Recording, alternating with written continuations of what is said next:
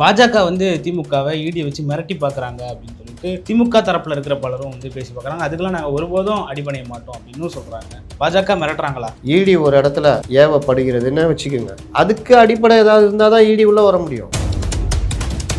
4-5 வருஷம் செந்தில் பாலாஜியை ஒன்றும் பண்ண முடியல ஈடியால். ஏன் பண்ண முடியல? அவர் மேலே எந்த வழக்கம் இல்லை. மறுபடியும் அந்த வழக்கு உயிர் வந்தோன்னா ஈடி வந்துடுச்சு. இப்போ பழி வாங்குறாதுன்றாங்களே, அப்போ பழி வாங்கிறதுக்கு தலையை கொடுக்குற மாதிரி நீங்கள் தப்பு செஞ்சுருக்கீங்கல்ல.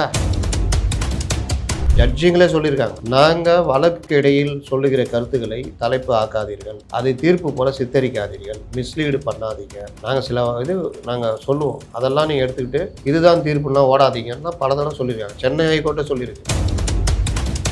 பிஎம்எல் ஆக்ட் மிகப்பெரிய ஆக்ட், அது சர்வதேச சட்டம். அதை கொண்டு வந்துக்கிட்டு உங்கள் இஷ்டத்துக்கு யாரும் பண்ணிக்கிட்டு இருக்க முடியாது. அந்த நேரத்துக்கு அந்த கமெண்ட்ஸை கொண்டு வந்து தூக்கி நீங்கள் வந்து ஊட்டிகிட்டு இருக்கிறாங்க. ஆனால் உதயநிதி அவர்கள் வந்து சொல்லியிருக்காங்க, ஈடி கம்பா விட மாட்டோம், மோடி கம்பா விட மாட்டோம், நாங்கள் என்ன அடிமை கட்சியா? மேடைக்காக சொல்கிறது. தொண்டர்கள் முன்னாடி 10 பேர் இருக்கிறாங்க, அவனுக்காக சொல்கிறது. செய்தியாளர் சந்திப்பில் சொல்லியிருக்காரு சார். அதுதான் கருணாநிதி உருவாக்கிய கட்சி, நாங்கள் ஒருபோதும் பயப்பட மாட்டோம், சுயமரியாதை கட்சி. கருணாநிதி உருவாக்கின கட்சியா? எதுக்கு டெல்லி போனார்? மாநில உரிமைகளை மீட்கிறதுக்காக போனார். இல்லைங்க, எந்த கூட்டத்துக்கு போனார்? நிதி ஆயோக் கூட்டம். நிதி ஆயோக் கூட்டம். இதுக்கு முன்னாடி எத்தனை நடந்திருக்கு? இந்த அரசு 3 நடந்திருக்கு. இது 4வது கூட்டம். ஆமாம். இதுக்கு முன்னாடி 3 போனாரா? இல்லை, போல புறக்கணிச்சார். ஏன் போல? மத்திய அரசின் மேல இருந்த பல முரண்கள் காரணமாக புறக்கணிச்சார். இப்போ எல்லாம் சரியாச்சா? இருந்தாலும் அந்த முரணை அப்படியே மெயின்டைன் பண்ண முடியாதுங்க சார். அதனால ஏன் பிரதமரை சந்திக்கிறதுக்கு டைம் கேட்குறீங்க? பிரதமர் இங்கே தமிழ்நாடு வந்தப்போ அவரை வரவேற்க புரோட்டோகால் சிஎம் போகணும். ஆனால் நீங்கள் 2-3 தடவை போவே இல்லையே.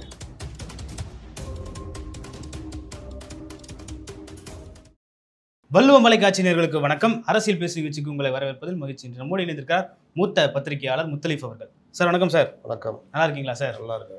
ஸ்டாலின் அவர்கள் வந்து டெல்லி பயணம் போறாரு, எல்லாருமே வந்து தன்னோட குடும்பத்தை காப்பாற்ற தான் போறாரு அப்படின்னு சொல்லிட்டு பல விஷயங்களை பேசியிருக்காங்க.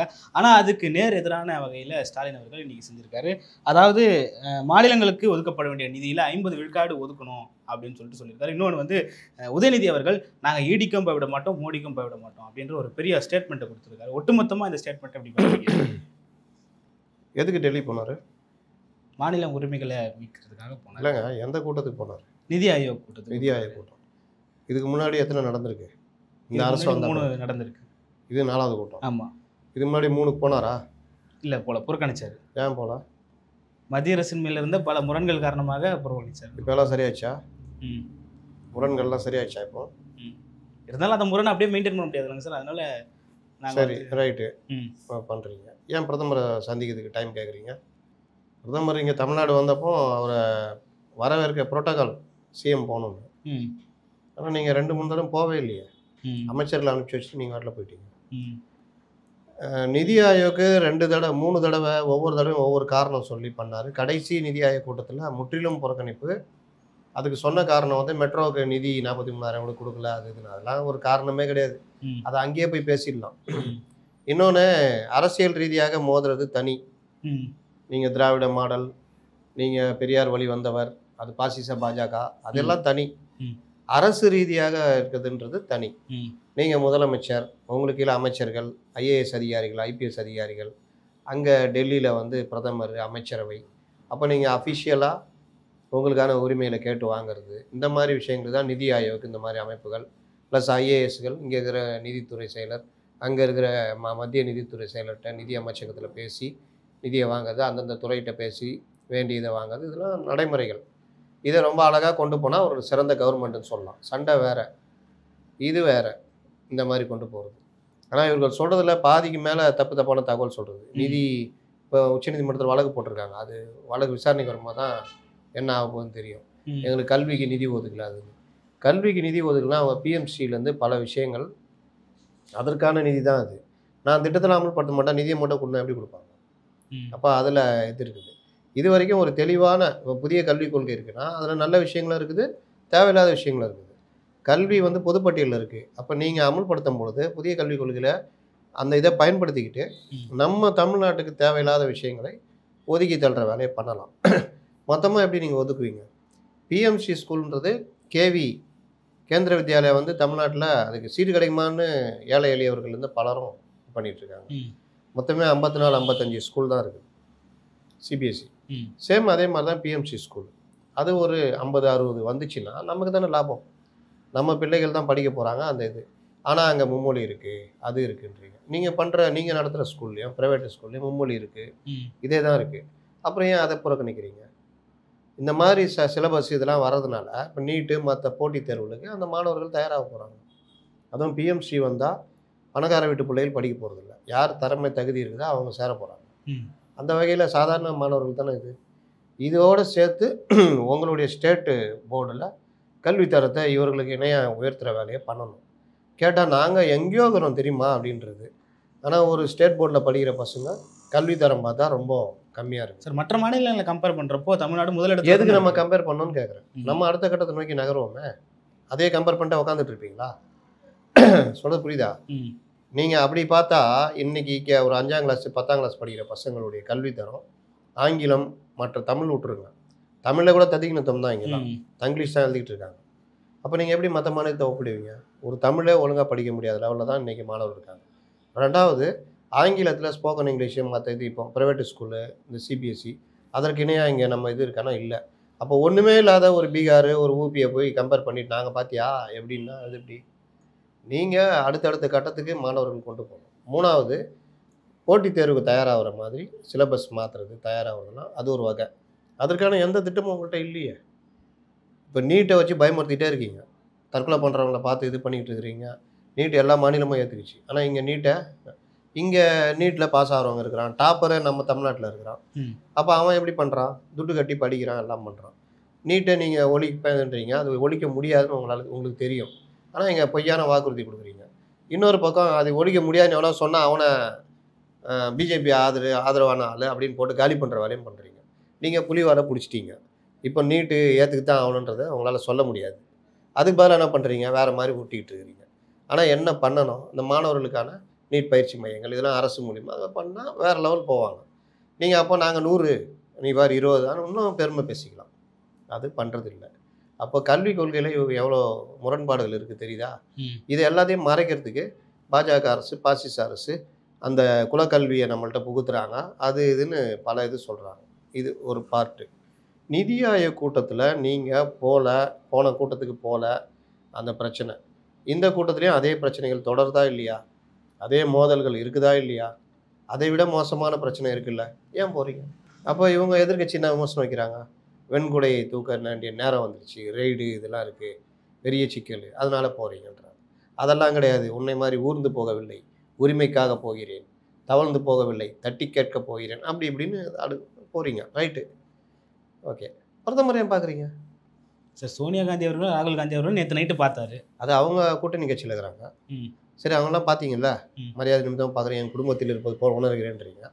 ஆனால் அவங்க தந்தை பேரில் நாணயம் வெளியிட்டப்போ ஏன் அவங்கள கூப்பிடல? சோனியா காந்தியை கூப்பிட்டு வெளியிட வைக்க வேண்டியதுதானே? ரொம்ப அண்ணன் தங்கை உறவு, கலைஞரும் சோனியா காந்தியும் அந்த அளவுக்கு ஒரு உறவு, அவ்வளோ தனி பாசம். அவங்கள கூப்பிட்ட அவங்களோடவா தகுதி யாருக்கா இருக்குது? சரி, அவங்க வரல. உங்களுடைய சகோதரர் ராகுல் காந்தியை கூப்பிட்டுருக்கலாம்ல. சரி, அவர் வரல. கார்கேயை கூப்பிட்டு வெளியிட்டிருக்கலாம்ல. ஒரு பட்டியலினத்தை சேர்ந்த தலைவர், அகில இந்திய தலைவர், அவர் மூலியமாக காலமெல்லாம் பட்டியலின மக்களுக்காக பாடுபட்ட கலைஞருடைய அந்த நாணயத்தை வெளியிட்டு அந்த பெருமை வந்திருக்கோம்ல. ஆனால் யாருமே வரல. வேறு யாரையாவது இந்தியா கூட்டணியில் கூப்பிட்டுருக்கலாம். மம்தா பானர்ஜி அக்கா கூப்பிட்டுருக்கலாம்ல. ஏன் போய் அவரை கூப்பிட்டீங்க? சார், எதிரி கையால் பாராட்டு வாங்குறதுன்னு சார் நல்ல வெற்றிக்கான அழகு. என்ன எதிரி? அப்போ எதிரி கையால் நீங்கள் எல்லாத்தையும் வாங்கிக்கிங்க, நிதி வாங்கிக்கிங்க, பல விஷயம் பண்ணுங்க. இன்னும் கேட்டால் அது ஒரு சிறந்த ஒரு இதுன்னு சொல்லலாம். ஆனால் இவர்களுக்கு தேவைப்படும் பொழுது மட்டும் அங்கே உரசிக்கொள்வது, தேவைப்படும் போது வெட்டி கொள்வது, எதிரி கையால் பாராட்டப்படுறது. கவர்னர் வச்சு தானே வெளியிட்டுருங்க. கவர்னர் அப்படி வெறுக்கிறீங்க. அவர் இத்தனையும் அவங்கள விரும்புகிறாரு, சாதாரணமாக இது பண்ணுறாரு. அவ்வளோ பண்ணுறீங்க. உங்கள் கூட்டணி கட்சிகள் மட்டும் அவங்கள போய் சண்டை போடணும், நீங்கள் சண்டை போட மாட்டீங்க. உங்கள் கூட்டணி கட்சிலாம் புறக்கணிக்கணும். கவர்னர் விருந்தால் நீங்கள் போய் கலந்துக்குவீங்க. தானே நடக்குது. இந்த தடவை கலந்துக்கிட்டார்ல, அப்போ அவங்களாம் பாவம் தானே? அவர்களுக்கும் பசிக்கும் அல்லவா? அவங்கள எதிரியாக்கி விட்டீங்கல்ல.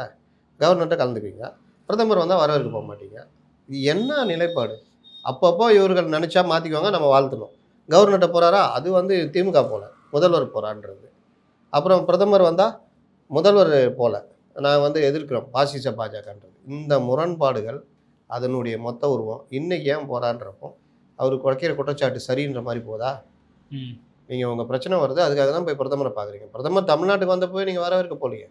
புரோட்டோக்காலில் அது நீங்கள் போகாமல் ஒரு அமைச்சர் அமைச்சு வச்சிங்க 2-3 தடவை நடந்ததுன்னு நினைக்கிறேன். ஆமாம். இல்லை, கன்னியாகுமரி ஒரு தடவை, இது ராமநாதபுரம், அப்புறம் கோயம்புத்தூர் ஒரு தடவை நினைக்கிறேன். அது என்ன அது? அரசியல் வேற, அரசு வேற. அரசியல் வேற. திமுக தலைவராக எதிர்க்கிறேன், முதல்வராக வரவேற்கணும்ல. வெண்கொடை பிடிச்சது யார்? முத கொடையில் வெள்ளை கொடையாக அப்போ தான் நம்ம பார்த்தோம் வாழ்க்கையில். கொடையில் கலர் கூட பார்த்துருக்கோம், கருப்பு கூட பார்த்துருக்கோம், வெள்ளை கூட பார்த்துருக்கீங்க. அதுவும் அந்த நேரத்தில் போய் பிடிச்சிங்க. அது எவ்வளோ பெரிய ஒரு இது. ஏன்னா கருப்புன்னு தெரிஞ்சிடக்கூடாது, இது தூக்கிட்டு வந்தால் கூட கருப்பு கொடி காட்டுறன்ற மாதிரி. அதனால் இப்போ நீங்கள் போகிறீங்கன்னா ஏதாவது ஆதாயம் இல்லாமல் எதுக்கு போய் பிரதமரை பார்க்குறீங்கன்னு வருது இல்லை. அதனால் எதிர்க்கட்சிகள் வைக்கிற குற்றச்சாட்டையோடு இணைத்து தான் இந்த மாதிரி விஷயங்களை பார்க்க வேண்டியது. புரியுது. எதற்காக போய் பார்க்குறாருன்னு நம்ம எடுக்க முடியும். சும்மா ஈடிக்காகலாம் எதற்காக? மாநில உரிமைகளுக்காக நிதியை வேண்டி பெறுவதற்கு, கல்வி நிதி தராமல் இருக்கிறாங்க, அதை வேண்டி பெறுவதற்கு, இன்னும் காவிரி பிரச்சனை, அந்த பிரச்சனைக்காக இலங்கை தமிழர்கள் பாதிக்கப்படுகிறார்கள், அந்த மாதிரி விஷயம். இது மாதிரி தமிழ்நாடு அரசு சார்ந்த பல்வேறு திட்டங்கள் மற்றும் உரிமை சார்ந்த விஷயங்களுக்காக முதல்வர் சந்தித்தார். போதுமா? அவ்வளோதான். எடப்பாடி சொன்னார்ல, அதுக்கு போனேன், இதுக்கு போனேன், இலங்கை பிரச்சனை அதையும் பேசினேன், மீனவர் பிரச்சனை அதையும் பேசினேன், இதுக்கெல்லாம் போனேன். ஆனால் அவர் எதுக்கு போனார்? அமித்ஷா பார்க்க. கூட்டணி கொடுத்து அவ்வளோதான். சரி, அதாவது ஒரு தனிநபர் சார்ந்த, ஒரு கட்சி சார்ந்த விஷயம். சரி, போனதுக்கு முதல்ல அப்படி இப்படின்னாரு. அப்புறம் பார்த்தா கூட்டணியே வந்துடுச்சு, அறிவித்தோன்னே எல்லாருக்குமே தெரிஞ்சு போச்சு. இது அப்படி இல்லையே, ஒரு அரசு சார்ந்த விஷயம். ஒரு முதல்வர் அந்த என்னதான் சண்டை போட்டிங்கனாலும் வெறுக்கிற அளவுக்குலாம் நீங்களாம் போகக்கூடாது. இப்போ பிஜு பட்நாயக் இருக்கார் ஒடிசாவில், இவர் நவீன் பட்நாயக் முன்னாடி முதல்வராக இருந்தார். எவ்வளோ காரியம் சாதிச்சார். வருஷத்துக்கு இருக்கிற புயல்லாம் அங்கே தான் போய் அடிக்கும். ஒரு புயல்னு உருவாச்சுன்னா, வடகிழக்கு பருவமழை புயல் உருவாச்சுன்னா, நம்மக்கிட்ட வந்துட்டு இந்த வடிவேல் மாதிரி அப்படி அடிச்சா அங்கே போய் அடிக்கும். அந்த இப்போ போய் ஒடிசாவை பார்க்க சொல்லுங்கள். சென்னையெல்லாம் பிச்சை வாங்கணும், அந்த மாதிரி இருக்குது. இப்போனா இப்போ இல்லை, அவர் கவர்மெண்ட்டில் இப்போ பிஜேபி கவர்மெண்ட் வந்திருக்கு. அப்போ அப்படி அவர் வச்சிருக்காரு, பண்ணுறாருன்னா என்ன காரணம்? இந்த அரசோட அவர் ஒரு நடுநிலையாக அவர் காரியம் சாதிச்சார். அதெல்லாம் பார்க்கணும். புரியுது. ஆனால் உதயநிதி அவர்கள் வந்து சொல்லியிருக்காங்க, ஈடிக்கும் போய் விட மாட்டோம், மோடிக்கும் போய் விட மாட்டோம், நாங்கள் என்ன அடிமை கட்சியா? மேடைக்காக சொல்கிறது. தொண்டர்கள் முன்னாடி 10 பேர் இருக்கிறான், அவனுக்காக சொல்கிறது. செய்தியாளர் சந்திப்பில் சொல்லியிருக்காரு சார், இந்த மாதிரி அதுதான் கருணாநிதி உருவாக்கிய கட்சி, நாங்கள் ஒருபோதும் பயப்பட மாட்டோம், சுயமரியாதை கட்சி. கருணாநிதி உருவாக்கின கட்சியா அது? உதயநிதி அவர்கள் சொல்லியிருக்காருங்க சார். கருணாநிதி 13வது 14வது இடத்துல இருந்தார். 1949 செப்டம்பர் 17 இந்த கட்சியை உருவாக்குனாங்க. அன்றைக்கி அவர்களுக்கு தேவை என்னென்னா, இவர் பெரியார் இப்படியே பண்ணுகிறார, நாளைக்கு நம்ம தேர்தலெல்லாம் நிற்கணும், இந்த இவர் போன்றதை பார்த்தா தேர்தலில் நிற்க விட மாட்டார், அப்போ என்ன பண்ணுறது? தேர்தலில் நின்னா ஜெயிக்கலாம். சரி, என்ன பண்ணால் பெரியார் மணியம்மையை திருமணம் செய்து கொண்டார். ஐயோகோ, பெரியார் மணியம்மையை திருமணம் செய்து கொண்டார், வயதை தன்னை விட குறைந்தவர் அப்படி இப்படின்ட்டு கட்சி ஆரம்பிச்சுட்டு வெளியே வந்தாங்க. கண்ணீர் துளிகள் அப்படின்ட்டு வெளியே வந்தாங்க. அதுக்கப்புறம் பலரும் பல திருமணங்கள் பண்ணிட்டாங்க. நாடு அழிஞ்சா போச்சு அப்படி சொன்ன கலைஞரை 2வது திருமணம் பண்ணிக்கலையா? அவங்களுக்கும் அவங்க வயசு வித்தியாசம் இல்லையா? பெரியார் பண்ண மட்டும்தான் பிரச்சனையா? கண்ணீர் துளிகளா? அதனால் அதெல்லாம் அந்த தனிநபர் வாழ்க்கைன்றது அரசியலில் ஒரு மேட்டரே கிடையாது. ஆனால் அங்கே தனிநபர் வாழ்க்கையை வச்சு தான் இவங்க சித்தரித்து வெளியே வந்தாங்க. திமுக ஆரம்பித்தாங்க. அன்றைக்கி திமுக ஆரம்பித்தப்போ கலைஞர் எங்கே இருந்தார்? அண்ணா, பெரியாருடைய அண்ணன் பையன் ஈவிகே சம்பத், இப்போ மறைந்த ஈவிகே இளங்கோவனுடைய தந்தை, அவர் பெரியார், சொல்லின் செல்வர், மேடை மைக்கு பிடிச்சாருன்னா அப்படி பேசுவார். பெரியாருடைய இப்போ எப்படி உதயநிதியை எப்படி திமுகவில் பார்க்குறாங்க, அந்த மாதிரி அப்போது ஈவிகே சம்பத்தை திமுகவில் பார்த்தாங்க. பெரியாருடைய அண்ணா, பேரறிஞர் அண்ணா, நாவலர் நெடுஞ்செழியன், அப்புறம் நடராஜ், அது இதுன்னு. அதுக்கெல்லாம் பிறகு இவர் கலைஞர்லாம் இப்போ தான் நடுவில் தானே வந்துச்சு. கருணாநிதி அப்படி தான் அந்த இடத்துல இருந்தார். இவர் என்ன சொல்கிறாரு? கலைஞர் உருவாக்கிய கட்சின்றார். அது சொல்கிறதுக்கு காரணம் என்னென்னா, நீங்கள் சமீபத்தில் திராவிட முன்னேற்ற கழகத்துடைய 49னா பொன்விழா ஆண்டு வந்துச்சுல்ல, அப்போ பார்த்தீங்கன்னா நீங்கள் அந்த கண்காட்சி, அவங்க கூட்டம் எல்லாத்துலேயும் கலைஞர் தான். வேறு 50 தலைவர்கள் யாருமே இல்லை. ஏதோ கலைஞரே உருவாக்கி, அண்ணா கலைஞர் இவங்களே உருவாக்குன மாதிரி ஒரு தோட்டத்தை உருவாக்குனாங்க. அண்ணாவே திமுக உருவாக்குனப்போ தனக்கு பொதுச் செயலாளர் பதவி வேணும், அந்த பொதுச் செயலாளர் பதவிக்கு பங்கு போகிறதுக்கு சம்பத்தும் இருக்கார். அப்படின்ற போட்டியில் சம்பத்தை பெரிய அளவில் நோகடிச்சு அவர், கண்ணதாசன் எல்லாம் 62 வெளியில் போனாங்க. அவங்க அப்போ ஒரு காரணம் சொல்லிட்டு போனாங்க, திராவிட நாடு கோரிக்கையை கைவிட்டார்கள்னு சொல்லிட்டு போனாங்க. ஒரு தமிழ் தேசிய கட்சி ஒரு கட்சி ஒன்று ஆரம்பித்தாங்க. அப்புறம் காங்கிரஸில் ஐக்கியமானாங்க. அப்போ அவர் திட்டமிட்டு அவரை வெளியேற்றுற வேலைலாம் 62 பண்ணாங்க. அப்போது அது வரைக்கும் சம்பத் திமுகவில் ஒரு முக்கிய தலைவர். நீங்கள் எப்போ தலைவராக ஆகுறீங்க? நீங்கள் ஒன்றும் பெரிய தலைவரெல்லாம் இல்லை, அப்படியே இருக்கிறீங்க. பல தலைவர்களில் நீங்கள் ஒரு தலைவர். ஆனாலும் அண்ணா வந்து யாரை பொதுச் செயலாளர் ஆக்குனாரு? நெடுஞ்செழியனை தான் ஆக்குனாரு. அண்ணாவோட மறைவுக்கு பிறகு நெடுஞ்செழியன் முதல்வராக வர வேண்டியது. எம்ஜிஆருடைய இதெல்லாம் இருக்கிறதுனால நீங்கள் எம்ஜிஆரை வைத்து நீங்கள் முதலமைச்சரானீங்க. அப்போ பொதுச் செயலாளர் நெடுஞ்செழியன் கோச்சிக்கிட்டார். உடனே ஒரு ஏற்பாட்டில் நீங்கள் பொதுச் செயலாளராக இருங்க, நீங்களே தொடருங்க, நான் தலைவராக இருக்கிறேன், ஒன்றும் இல்லாத பதவின்ற மாதிரி வந்தார்.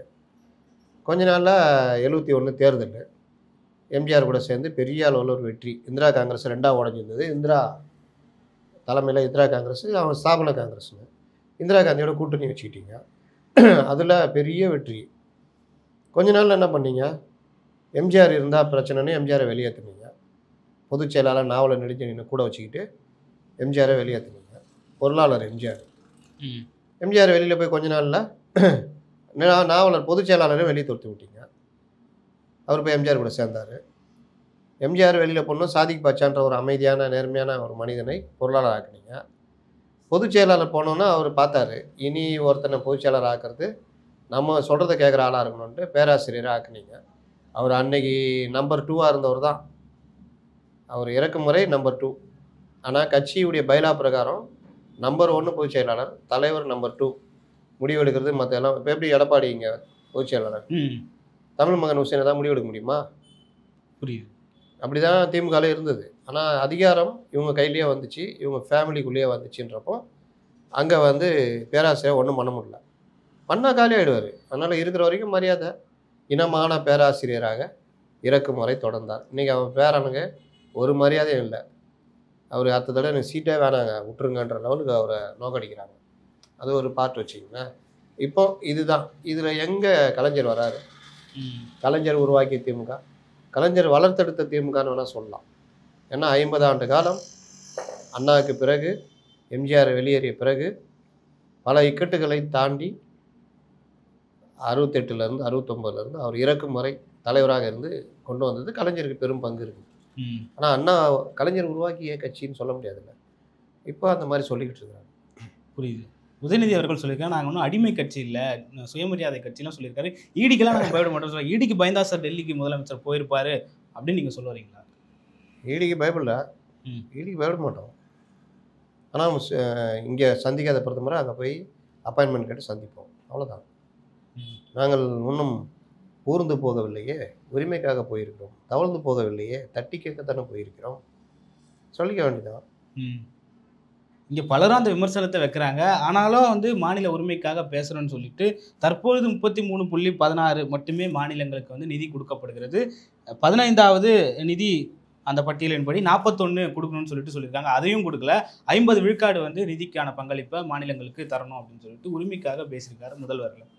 இது இவங்க பேசுகிறது, இந்த எண்ணிக்கைகள்லாம் இஷ்டத்துக்கு ஏதாவது எடுத்துகிட்டு போட்டுக்கிட்டு கிடப்பாங்க.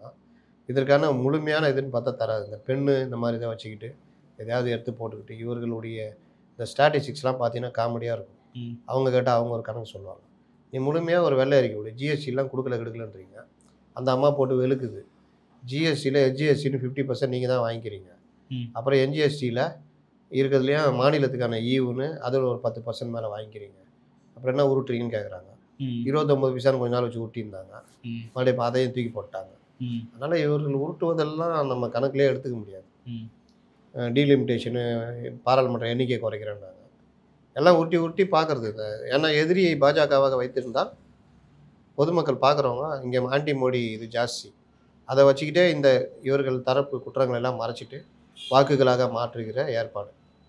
இதை இப்போ பலரும் கண்டுபிடிச்சிட்டாங்க. அதை ஒரிஜின் உட்பட கண்டுபிடிச்சி பேசின்னு இருக்காரு. அதனால் இதுலேயும் அந்த மாதிரி வர கணக்கு தான் இது. எனக்கு என்னன்னு பேசுறது, அவ்வளோதான். புரியுது. உச்சநீதிமன்றம் வந்து இந்த ஈடிக்கான தடை கொடுத்துருச்சு. அதுக்கு பிறகு வந்து முதல்வர் வந்து டெல்லிக்கு போனால் தடை வந்துருச்சுல ஏற்கனவே. அதுக்கப்புறம் டெல்லிக்கு போனால் என்ன ஈடிக்கு பயந்துட்டு போகிறாருன்னு சொல்லிட்டு எல்லாரும் விமர்சிக்கிறதுக்கான தடை கொடுத்தாங்களா? விசாரிக்க தடை கொடுத்துருக்காங்க. விசாரிக்க தடை கொடுத்தாங்களா? தடையாக கொடுத்தாங்க. சொல்லுங்கள் சார். இடைக்கால தடை. அதான் சார், இடைக்கால தடை. இடைக்கால தடையும் ஒன்றா? புரியுதுங்க சார். இடைக்கால தடை எடுத்தவொடனே ஆர்டர் போடுறாங்க. 3 நிமிஷத்தில் நீங்கள் வர மீறீங்க, நீங்கள் வந்து மாநில சுயாட்சிக்கு எதிராக நடக்கிறீங்க, நான் இன்டிம் ஸ்டே கொடுக்குறேன். சார், நாங்கள் முறையாக விசாரிச்சிருக்கோம், 1000 கோடி ரூபா அளவு ஸ்கேம் நடந்திருக்கு, அதுக்கான ஆதாரம் இருக்குது. ப்ரெடிகேட்டட் அஃபென்ஸ் தான் இருக்குது அதுக்கு பின்னாடி. இருக்குது சார், நான் இது பண்ணுறேன். அதெல்லாம் நீங்கள் அந்த விசாரணையில் தாக்கல் பண்ணிக்கங்க. அது வரைக்கும் ஸ்டே. அவ்வளோதான். பிஎம்எல் ஆக்ட்டு மிகப்பெரிய ஆக்ட்டு. அது சர்வதேச சட்டம். அதை கொண்டு வந்துக்கிட்டு உங்கள் இஷ்டத்துக்கு யாரும் பண்ணிக்கிட்டு இருக்க முடியாது. அந்த நேரத்துக்கு அந்த கமெண்ட்ஸை கொண்டு வந்து தூக்கி நீங்கள் வந்து உருட்டிகிட்டு இருக்கிறாங்க. ரெண்டாவது, இப்போ உங்களை மாதிரி ஆளுங்களாம் நம்ப வச்சுருக்காங்க பாருங்கள், தடைன்னு. தடை கிடையாது, இடைக்கால தடை. இடைக்கால தடைனா விசாரணை தொடங்கலை, அந்த விசாரணைக்கு வரையும் நீங்கள் எதுவும் பண்ணக்கூடாதுன்னு இருக்கிறாங்க.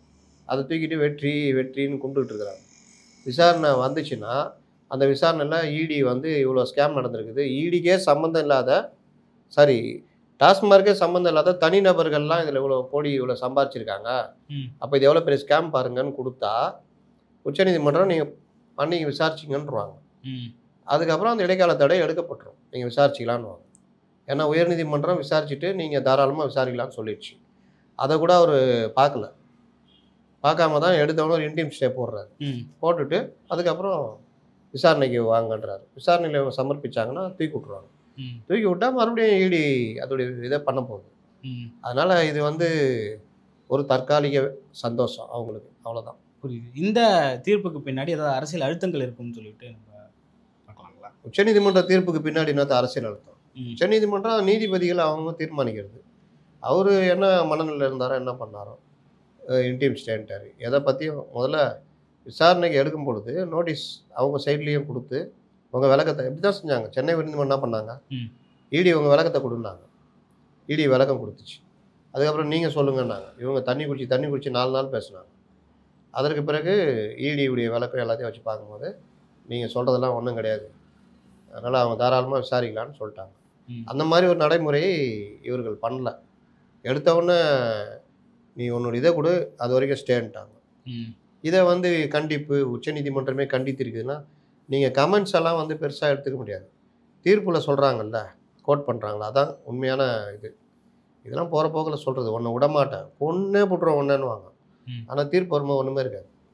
அதுக்காக கொன்னே போட்டுருவோன்னு சொல்லிட்டு சொன்னதெல்லாம் கிடையாது.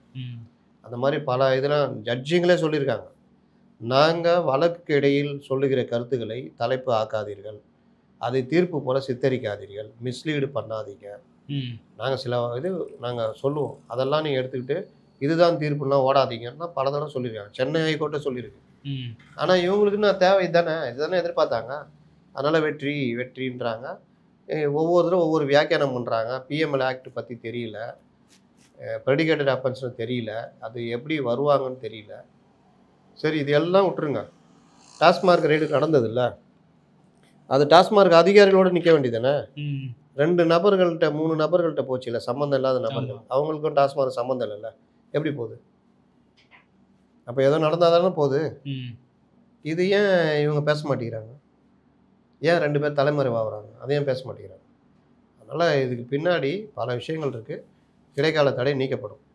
பாஜக வந்து திமுகவை இடியை வச்சு மிரட்டி பார்க்குறாங்க அப்படின்னு சொல்லிட்டு திமுக தரப்பில் இருக்கிற பலரும் வந்து பேசி பார்க்குறாங்க. அதுக்கெல்லாம் நாங்கள் ஒருபோதும் அடிபணிய மாட்டோம் அப்படின்னு சொல்கிறாங்க. பாஜக மிரட்டுறாங்களா இடியை வச்சு? பாஜக இடியை வைத்து மிரட்டுகிறதா தான் எல்லா மத்திய அரசுகளும் அந்த வேலையை பண்ணுவாங்க. முன்னாடி காங்கிரஸ் பண்ணிட்டு இருந்தது, இப்போ இவங்க பண்ணுறாங்க. ஆனால் மிரட்டுறதுக்கு ஏற்ற மாதிரி தலையை கொடுக்குது. நீங்கள் இருக்கீங்களா, இப்போ நீங்கள் இருக்கீங்க, ஒரு லோக்கல் இங்கே பேசிக்கிட்டு இருக்கிறீங்க, ஒரு ஏரியாவில் இந்த ஏரியாவில் தப்பு நடக்குது, நீங்கள் கேட்குறீங்க, ஒரு போலீஸ்கார் லஞ்சம் வாங்குறாரு, நீங்கள் வீடியோ எடுத்து போடுறீங்க, உங்களை அவரால் எதாவது பண்ண முடியுமா? என்னங்க இப்படி பண்ணிட்டீங்கன்னு மேலதிகாரிலாம் அவங்கள்ட்ட கேட்குறாரு. சார், நான் போட்டு தான் சார் தீருவேன். ஒரு பல வண்டிக்காரன் இது அவனை போட்டு அடித்து தள்ளி விட்டு இது மாதிரிலாம் பண்ணுறான், நான் விடமாட்டேன் சார். இல்லைங்க அந்த வீடியோ எடுங்க. இல்லை சார், அதெல்லாம் எடுக்க மாட்டேன் சார். அதனால் அந்த போலீஸ்கார் பாதிக்கிறார், அந்த அதிகாரிக்கு உங்கள் மேலே கோபம். எப்போ வரைக்கும் உங்களை ஒன்றும் பண்ண முடியாது, கரெக்டாக? ஆனால் நீங்கள் போய் ஒரு ரோட்டில் ஒரு பைக்கில் போகும்போது எதிரில் ஒரு ஃபேமிலி வருது, மோதிடுது, நீங்கள் அந்த வீட்டுக்காரனையும் அந்த அம்மாவையும் போட்டு அடிக்கிறீங்க, அதை ஒருத்தர் வீடியோ எடுத்துடுறான், சமூக வலைதளத்தில் போடுறான். இப்போ அந்த அதிகாரி என்ன பண்ணுவார்? பழி வாங்குவார். உங்கள் மேலே நடவடிக்கை. பழி எப்படி வாங்க முடியும்? நீங்கள் தானே தலையை கொடுக்குறீங்க. நீங்கள் வந்து ஒரு பெண்ணை நடு ரோட்டில் அடிக்கக்கூடாதுன்னு உங்களுக்கு தெரிஞ்சே நீங்கள் அடிக்கிறீங்கன்னா நீங்கள் தானே தலையை கொடுக்குறீங்க. ஆமாம், அவ்வளோதான். இல்லை நீங்கள் வேறு ஒரு நியூஸ் போடுறதுக்காக, அது உங்கள் இதில் வராது, வேறு ஏதாவது ஒரு பெரிய தப்பு செய்கிறீங்க, இல்லை ஒரு இடத்துல ஒரு ஹவாலா பணத்தை கடத்துறதுக்கு நீங்கள் உதவியாக இருக்கிறீங்க, இது தெரியுது, இது ஒரு புகாராக மாறிடுது, அந்த அதிகாரிகிட்ட தான் போகுது, அந்த அதிகாரி உங்களை விடுவாரா? அப்போ நீங்கள் வந்துட்டு என்னை பழி வாங்குறாரு அந்த அதிகாரி. நான் அன்றைக்கி எடுத்து போட்டேன் அந்த விஷயங்கள்லாம். மக்களுக்காக, நீதிக்காக, நேர்மைக்காக நான் நின்னேன். இன்றைக்கி அதுக்காக என்னை வந்து இவர் இப்படி பண்ணுறாரு. அவருக்கு இதுக்கு சம்மந்தமே இல்லை. இந்த மாதிரிலாம் பண்ணுறாருன்னா ஏற்றுக்குவாங்களா? ம். நீங்கள் இந்த தப்பை எப்போ கேட்குறீங்களோ, எப்போ பண்ணுறீங்களோ, அப்போ நீங்கள் கரெக்டாக இருந்தாகணும். புரியுது. பொய் வழக்கு போகிறது வேறு விஷயம். ம். பொய் வழக்கா போட்டாங்க. இடி ஒரு இடத்துல வருதுன்னா, இதான் சொல்கிறேன், அடிப்படை புரிஞ்சுக்கணும். இடி ஒரு இடத்துல ஏவப்படுகிறதுன்னு வச்சுக்கோங்க. ம். அதுக்கு அடிப்படை ஏதாவது இருந்தால் தான் இடி உள்ளே வர முடியும். ம். செந்தில் பாலாஜி கேஸு இதுக்கு சிறந்த உதாரணம். Senthil Balaji job rocket matter வருது. இடி அதை பின்படுத்தி அதில் மணி லாண்டரி இருக்குன்னு இடி வருது. புரியுதா? அப்போ இடி வரும்பொழுது செந்தில் பாலாஜி இடி வந்து அது இது பண்ணுறப்போ, இல்லைங்க ப்ரெடிகேட்டட் அஃபென்ஸ் இருக்குது, அதில் ஏராளமாக பணம் புரண்டிருக்கு, மணி லாண்டரி நடந்துன்னு நாங்கள் வர்றோன்றாங்க. செந்தில் பாலாஜி அடுத்து என்ன பண்ணுறாரு? சம்மந்தப்பட்டவங்களோட நான் பேசிட்டேன் சார், வாங்கின பணத்தெல்லாம் திருப்பி கொடுத்துட்டோம், அவங்க சமாதானமாக போயிட்டாங்க, அதனால் இந்த வழக்கை முடிச்சு வைக்கணும்னு உயர்நீதிமன்றத்தில் கேட்குறாரு. வழக்கை முடிச்சு வச்சிடுறாங்க. வழக்கை முடிச்சு வச்ச அப்புறம் இடியால் ஒன்றும் பண்ண முடியாது. இடி போன்ட்டாங்க இடியை, அவ்வளோதான். சுப்ரீம் கோர்ட்டில் அந்த வழக்கு மறுபடியும் உயிர் வரும் பொழுது மறுபடியும் இடி உள்ளே வருது. அப்போ ஏதாவது இருந்தால் தானே வர முடியும். 4-5 வருஷம் செந்தில் பாலாஜியை ஒன்றும் பண்ண முடியல இடியால். ஏன் பண்ண முடியல? அவர் மேலே எந்த வழக்கும் இல்லை. மறுபடியும் அந்த வழக்கு உயிர் வந்தோன்னா இடி வந்துடுச்சு. அப்போ பழி வாங்குறாதுன்றாங்களே, அப்போ பழி வாங்கிறதுக்கு தலையை கொடுக்குற மாதிரி நீங்கள் தப்பு செஞ்சுருக்கீங்கல்ல, அது இருந்தால் தானே வர முடியும். இப்போ கேட்குறீங்களா ப்ரெடிகேட்டட் அஃபென்ஸ் என்ன இருக்குன்னு கேட்குறீங்களா? இருக்கிறதுனால தானே வர்றாங்க. புரியுதா? அப்போ தப்பு செய்யாமல் இருந்தால் தப்பு செய்யாதவனை வந்து பண்ணால் மாட்டிக்குவாங்க. இதுக்கு பதிலாக என்ன சொல்கிறாங்க? கோர்ட்டு சில வார்த்தைகளை விட்டுட்டு தற்காலிக தடைன்றாங்கல்ல, அதை தூக்கிக்கிட்டு பார்த்தீங்களா நாங்கள் நேர்மையானவர்கள், பழி வாங்குது பாஜக வேலையே தான், மத்திய அரசு வேலையே தான். அப்படின்னா நீங்கள் இங்கேயே தைரியமாக இருங்க.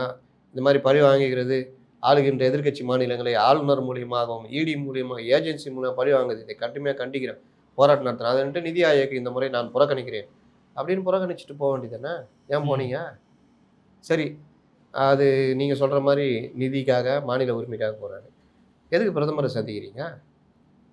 நீங்கள் டெல்லி போகிறப்பெல்லாம் பிரதமரை சந்திச்சிங்களா? இப்போ கூட போனீங்களா டெல்லிக்கு கொஞ்ச நாள் முன்னாடி? பிரதமரை பார்த்தீங்களா? ஜாலியாக ஏதோ இதெல்லாம் பண்ணிட்டு தானே வந்தீங்க. அதனால் எல்லாருக்கும் எல்லா விஷயமும் தெரியும். பழி வாங்கினா சிபிஐ வச்சு இந்திரா காங்கிரஸ் பண்ணிச்சு. எதிர்க்கட்சி மாநிலங்களே ஆளுநரை வச்சு இவங்க பண்ணுறான்றாங்க. இந்திரா காங்கிரஸ் பண்ணாதது அவங்க பண்ணுறாங்க. இந்திரா காங்கிரஸ் ஆட்சியே கலைச்சிது. இன்றைக்கி இவரெலாம் பேசுகிறாரு மாநில உரிமை, மாநில சுயாட்சி, செல்வ பிறந்தகைலாம். எல்லா எதிர்க்கட்சி மாநில கட்சிகளையும் கலைச்சது இந்திரா காங்கிரஸ் தானே. எமர்ஜென்சியை கொண்டு வந்தது இந்திரா காங்கிரஸ் தானே. டெல்லி கலவரம் பண்ணது யார்? இந்திரா காங்கிரஸ் தானே. ஏங்க சீக்கியர்கள் இந்திரா காந்தியை சுட்டு கொண்டுட்டாங்க. டெல்லியில் இருக்க சீக்கிய மக்கள் என்ன பண்ணாங்க? என்ன பாவம் பண்ணாங்க? கலவரம் வந்துச்சு இல்லை? அது பின்னணியில் இருந்தது. அப்புறம் தண்டிக்கப்பட்டதெல்லாம் யார்? அதனால் இது ஒவ்வொருத்தரும் ஒவ்வொரு காலகட்டத்தில் ஏதாவது சொல்லிக்க வேண்டியதான். நம்மளும் அதை வச்சு பேசிக்கின்னு அப்படியே போக வேண்டியதான்.